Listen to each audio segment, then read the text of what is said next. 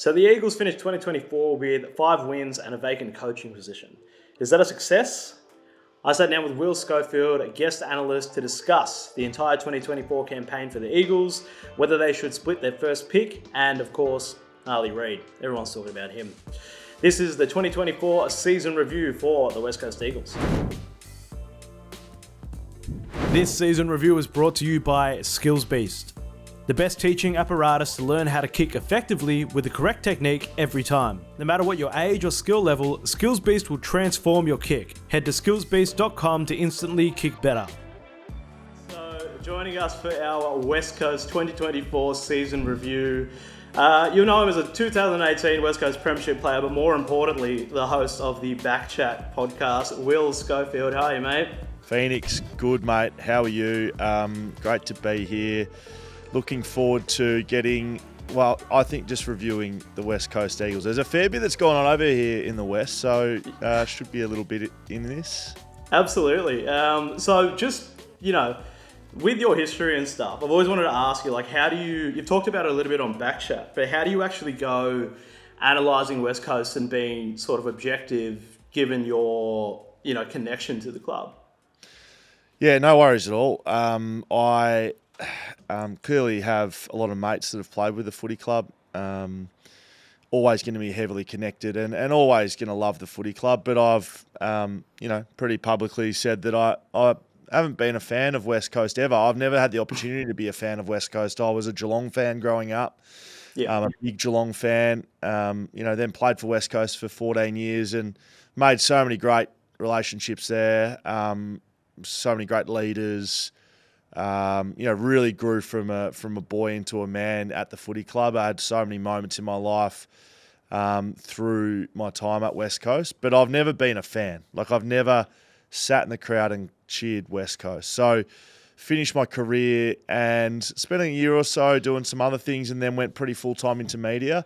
And yeah, I've always got a soft spot for West Coast, but I've got absolutely no trouble ever in my life calling it how it is. So if West Coast are going great, I'll be very big supporters of West Coast. If West Coast are doing what they're doing right now and not getting a lot right, I'll call it out. I don't have a lot of trouble in saying how it is. So that's fine by me. No worries commentating on West Coast. Yeah, absolutely. Well, that's perfect for this because let's get into it then. And look, West Coast haven't had the best season this year, but it's definitely better than last year. So coming off 2023, they got the wooden spoon, 3 wins, finished on 53%. What were your expectations for West Coast coming into 2024? My expectations were a better season than 2023. So did they do that? Yes, they did. I expected their players to be healthy. I expected their senior players who on paper I think stand up against most. They have a good senior list on paper, and I'll talk about the top 10 players. But you look across the competition, and most sides have a good top 10 players. So really the success and failure of AFL sides is dictated by, one, can those top 10 players get on the park every week? If they can they perform? But then it comes down to that bottom 12, 13 players that are playing, and then the 8 to 10 that miss out every week. Can they perform at a level that raises the overall standards of the club? So there's going to be lots, we speak about today, but I just expected them to be better. You have to keep getting better in AFL footy, and clearly every year there's someone that doesn't, and they probably did, but they didn't raise the bar too high.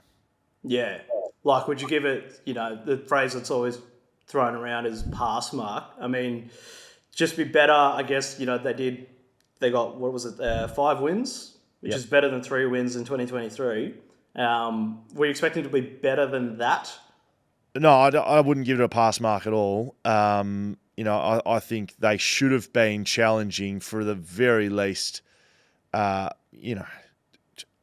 think in the conversation to be challenging for finals. And that might be overstating it. But if you're walking into a footy season and you don't think you're any chance to play finals, what are you actually doing? You're just making the numbers up. So to start the year, they should have been thinking, well, if everything goes right and we get our best players playing well, our young players lift the standard, we get good depth, we get good development, we should challenge for finals. And that was at very minimal stages spoken about here over in the West, but for the vast majority of the year, never a chance. So that's why it's not a pass. Yeah, absolutely. All right, well, let's get into the highlights and the lowlights of this season. So I'll start with the lowlights. Obviously, Adam Simpson mutually departed the club. And then the big losses. They had a lot of losses, big losses to Adelaide and Geelong. Is there anything that sort of stands out there as a major low light for the 2024 season for you? Yeah, I mean, you've basically sort of rolled them out. The big losses are always a low light. You know, the inability to be competitive within games, and I think we'll get onto the highlights later. But when they were competitive and they challenged sides, it was because they were consistent throughout games. So, you know, without being too specific, I think broadly the lowlights were those games where huge blowouts happen. And yes, Adelaide was one of those. Geelong was another where they just looked completely uncompetitive. And at AFL level, if you are on a list, whether you're young, old, wherever you are on the list, you need to be competitive. And those games were, uncompetitive as West Coast. And ultimately, games like that were reasons Adam Simpson eventually lost his job. Not the reason, but a reason. And the biggest low light of the season was Adam Simpson being sacked. I mean, yes, the drums were beating. Yes, that had built up over a number of years. But to have your head coach sacked in the middle of the season, the first time that's ever happened at West Coast, that is the lowest of lows. And that is a responsibility on the players, first and foremost. And you got to own that as players. It's not something you can palm off to administration or to medical or to, finance. As players, the way you compete and the way you perform game day, ultimately, the coach's, job lies in your hands. Now, yeah, does the coach influence that? Of course he does. But ultimately, they wear that and they lost their coach in the middle of the year. So that's the biggest low light. Yeah. Do you think there is sort of, I think as well to, let's say, Port Adelaide this year, and, Ken Hinkley, he gets a lot of criticism, but by all reports, the players love Ken Hinkley and they play for him, but sometimes they just don't show up, especially on a big final. So how much of the spread is accountability of the coach versus the players in your experience? Yeah, I mean, it's probably a longer question than we've got time for, but in footy terms, there's just a lot of variables. So, yeah, there's a portion that, players are responsible for performance. There's a portion that coaches are. There's a portion where recruiting plays a big part, like who's on the team list. There's a portion of medical and fitness, getting the players out in the field. It's all got to come together to have a good year. That's why, look at other sides. And you look at Hawthorn, right? They made a great run this year. They may never get that opportunity again because there's so many things that need to go right to have a good season. Conversely, there's very little that needs to go properly wrong to have a bad season. All sides are competing at such a high level that you don't need too much off to look like shit. And to be honest, that's what West Coast have looked for portions of this season. And it's because little things haven't gone right and they've got a lot of little things wrong. And then that, ends in big results like getting your coach sacked or finishing down the bottom of the ladder. Yeah, and I think during Adam Simpson's tenure as well, there were just so many little things that went wrong that sort of ruined a lot of momentum with COVID and big injuries to big players and stuff. And you don't need to tell me about that either. I'm a diehard D supporter, and look where we are this year as well. So okay, so big, a few lowlights there. Looking on the positive side though, 5 wins, better than last year. I think the only win they had away from home was against the Kangaroos at Blundstone Arena. But out of those 5 wins that they had, Tigers, Freo in the showdown, Melbourne, the Suns and the Kangas, which one would you rate as the best win for West Coast in 2024?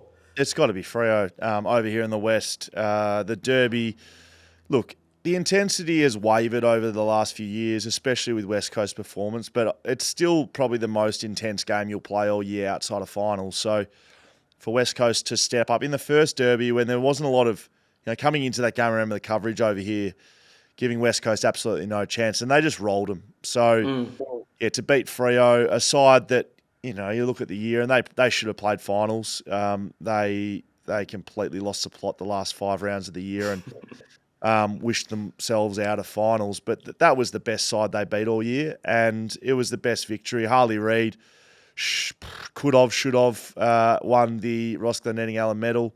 Elliot Yeo won it that day. They could have split that easily. So to have a young player do that, we left that game as West Coast fans thinking, yeah, all right, here we go. We've got something here. We can beat Freo. We can probably beat others that are challenging for finals, and that's where I spoke of finals like they should be aiming for that. The other highlights for me, are player related. So Jeremy McGovern, Jake Waterman, all Australian. No mean feat at either end of the ground. A backman in a poor side making it, and given his former All Australians, he's won. I think it was his best year of footy he's ever played, Jeremy McGovern. And Jake Waterman to go All Australian in the forward line in a West Coast side. Another huge feat, probably the most improved player in the competition. And then in the middle of the ground, you had Harley Reid, the number 1 draft pick. Never been a more covered player in AFL history. Well, at least certainly over here in the West and the West Australian, going hard at him. But he exceeded expectations by a long, long way for mine. Yeah, well, we may as well talk about him because I was going to mention him a bit later, but he is definitely the highlight of the 2024 season for me. And as you were speaking about, I was there on draft night when he got drafted at the presses and everything, and I just don't think there's been a player that's gotten that much coverage coming into the competition but has surpassed the amount of hype, like ridiculous hype that he had. And you would have watched him, you covered all the Western Australian games this year. What's he like to see in person? Yeah, a freak. He's clearly it's pretty rare to have a player in their draft year that much better than everyone else. Like usually there's a few that you think, they're similar types and they're similar likes, but really in Harley's draft year, there's no one that comes close to the impact he's able to have on games at such a young age. He gives you the thought that you forget how young he is and how much improvement he's probably got. The likeness to Dusty Martin is real. It's true.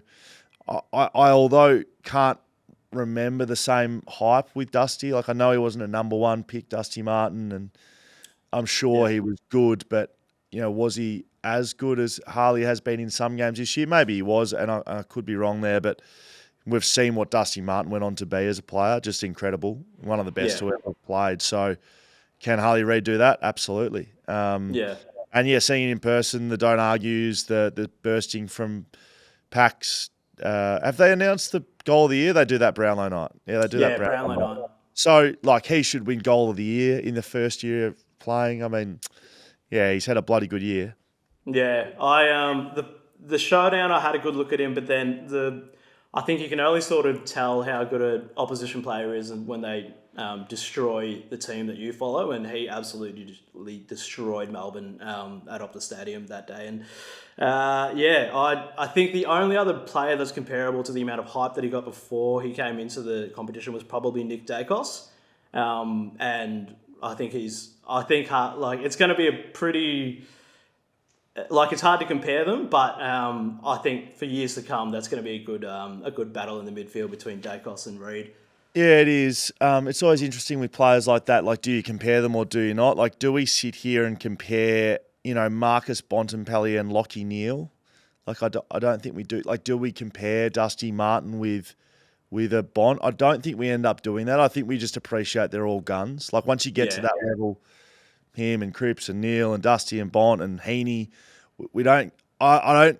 The who's better discussion doesn't get to that point. Like I think about Buddy and other key forwards. They're just gun. Like there wasn't a great discussion of Josh Kennedy, West Coast great v Buddy Franklin. Now Buddy surpasses him in goals and a few other things as well, but they were both absolute stars, and we didn't compare them a lot. So I think we'll see the same with Nick and Harley. We'll just appreciate they're both guns, and it probably won't be who does it better. Yeah.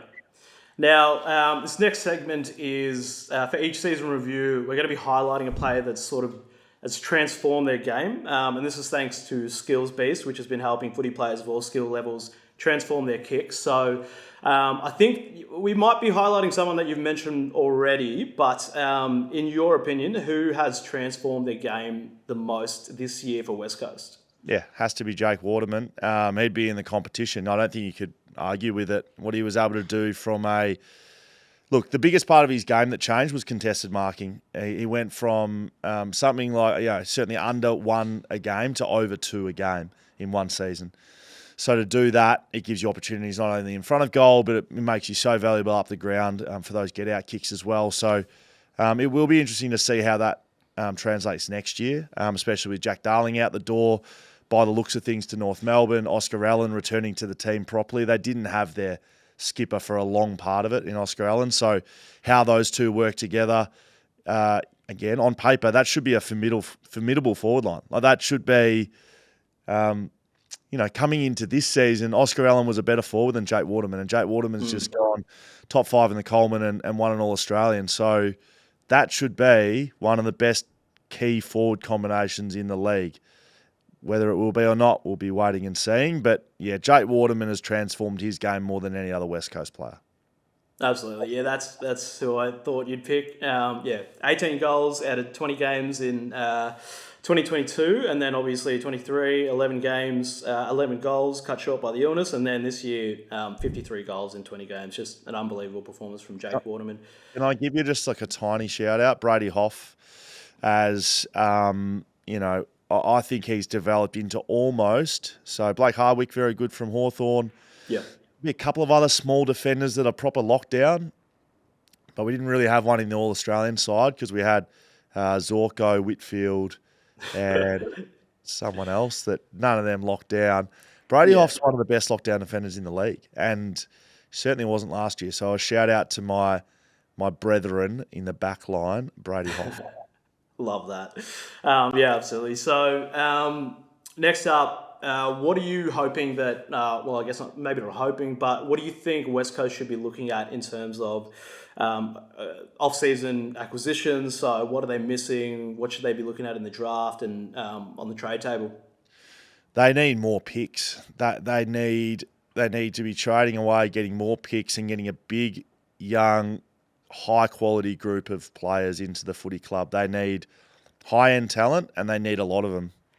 They don't have a good enough, deep enough list. So they talk about this rebuild, right? It gets spoken a bit about over here. They didn't really start that until not Harley's draft the year before, which was they traded back in the draft to go and get Ruben Jimmy and Elijah Hewitt. So they traded, I think, Sheasel's pick for Ruben Jimmy and Elijah Hewitt. Now, tail of the tape will show that at this stage, Harry Sheasel seems like a generational talent for mine. So it'll be interesting to see that. But I liked that move. It gets more players of the same age, of high quality into the club. They need to do the same here. I'd like to see them trade their, what do they got, pick 2, pick 3? 3, yeah. Yeah, I'd like to see them trade pick 3 for, 7 and 12, or move back in the draft and go and take 3 first-rounders instead of 1, really good one. They did that last year in Harley Reid. They could have moved back if they wanted to. I don't think I don't think there's a Harley Reid at pick 3, so they need to move back if possible.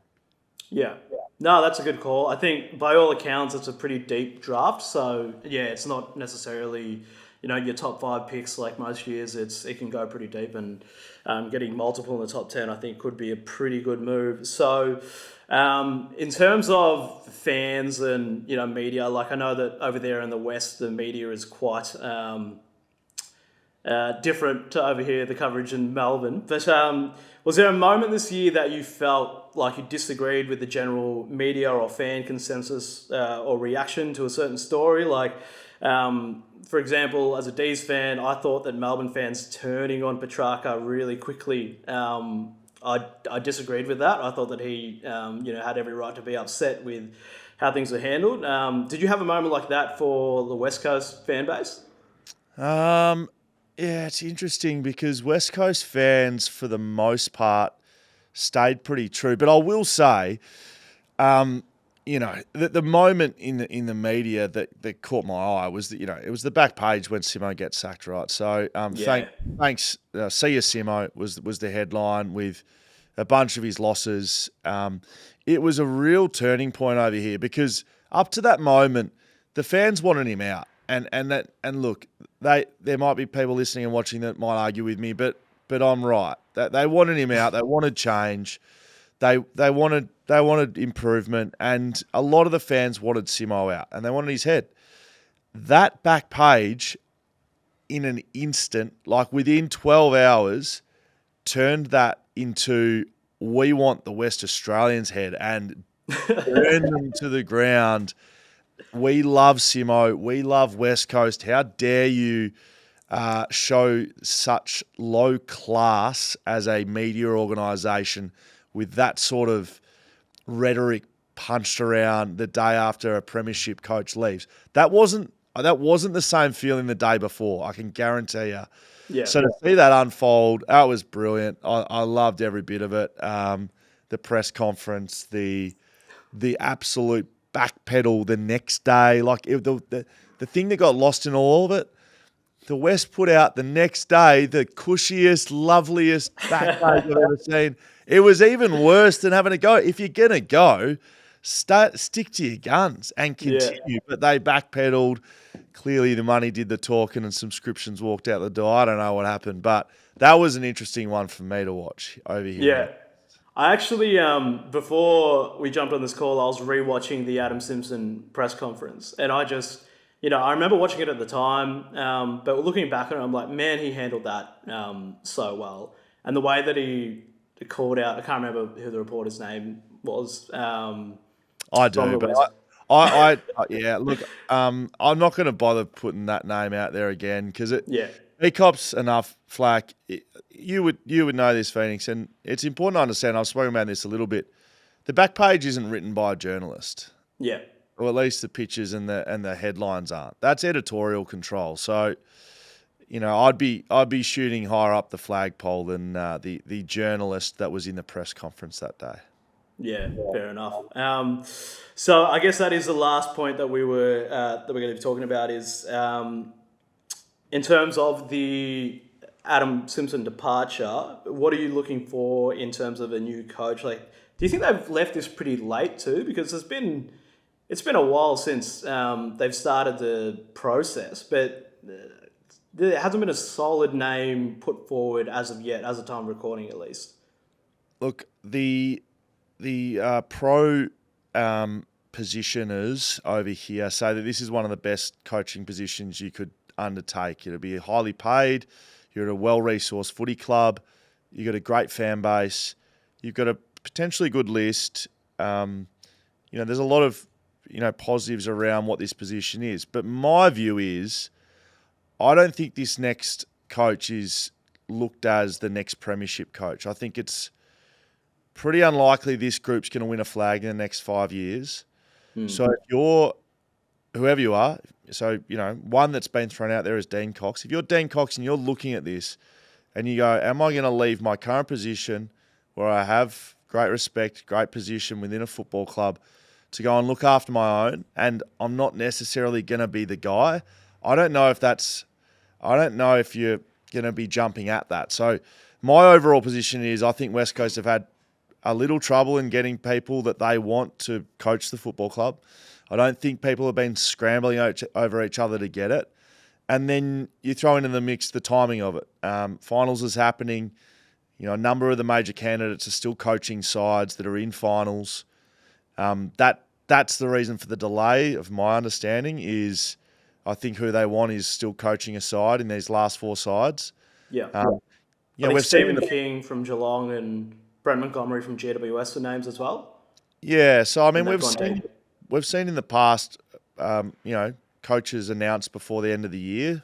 So I do agree with you that it seems like a slow process. I haven't been involved in the process, so I can't really comment if they've got it right or wrong. But from an outsider point of view, it doesn't look to have been a smooth one for mine. And yeah, my word is Stephen King's the guy they want. He's coaching Geelong right now. He's coached at St Kilda, at Gold Coast, at the Bulldogs. He's been a premiership player, a captain of Geelong, a best and fairest winner, two-time best and fairest winner. He's pretty much done it all, and he's been in the game coaching for 20 years. So he, to me, looks like the guy. All reports he's a good developer of players, which you're going to have to be. But he's still going to have to look at this as well. Can I make this my own and turn it around quick enough to be the next premiership coach? Because that's what you want to do in the end. You don't want to just be a coach to be a coach. You want to win flags. Yeah, absolutely. So, real quick, expectations or pass mark for the 2025 season for the Eagles? Well, expectations and pass mark are different things. My expectations are they challenge for finals. A pass mark probably is 10 wins. Yep. 8 to 10 wins would be a pass mark. They need to get better from last year, so they win 5. A very basement level pass mark would be 8, but you'd be aiming for 10. And if you can win 10, you can win 12. So that's where the final stuff comes. Can they do any of that? Don't know. Not sure if they can. I don't know if they can do those things, but that's where they should be setting their marks for mine. Yeah, beautifully said. Will Schofield, thank you so much for jumping on the 2024 season review for Zero Hanger. Just quickly, I think one of the best interviews I've seen this year was the Adam Simpson episode that you did on the Backchat podcast. Anything else you want to plug apart from that episode? Oh, mate, how long we got? I'm the of all plugs. Look, I mean, we really love what we do here at Backchat. We interview players, coaches, administrators in footy, and then once footy season finishes, we go to other sports too. So, yeah, just a shout out to what we do here. We're live on YouTube Mondays and Fridays. Every Monday and Friday, never miss. 4:30 Western, which is 6:30 Eastern at the moment. And we have our guest chats on Wednesday. So, yeah, we just did Adam Simpson. We've got some big ones coming up. Dermot Brereton's right now. I'm actually the guest next week for Grand Final week. So, I've never been a guest on my own show. So, the boys are going to interview me. And, lots of great interviews coming up. We're really shooting for some exclusive stuff as well. So, as a teaser, you might have to keep an eye on Trade Week and some exclusive stories coming out of Backchat in that period of time. You don't need to just tune into Trade Radio to get your exclusive trade news. You've got some trade scoops. We've got lots happening here. I mean, we had Jack Darling 4 weeks ago. We called that to North Melbourne. No one paid attention though. Hey, one last thing. Did you, as a West Coast player, did you get offered a Hungry Jack's? To own one? Yeah. I got a 50% discount card, so I used to be able to roll in there and get half price off a Whopper, but no franchise as yet. Still hoping and waiting, and we'd certainly look at anything Hungry Jack's wants to do with us as well. We've got plenty of sponsorship options available. Beautiful stuff. All right, mate. Thank you once again. Check out Will Schofield on the Backchat podcast, and we'll see you later. This season review was brought to you by Skills Beast. Instantly kick better. Head to skillsbeast.com for more info.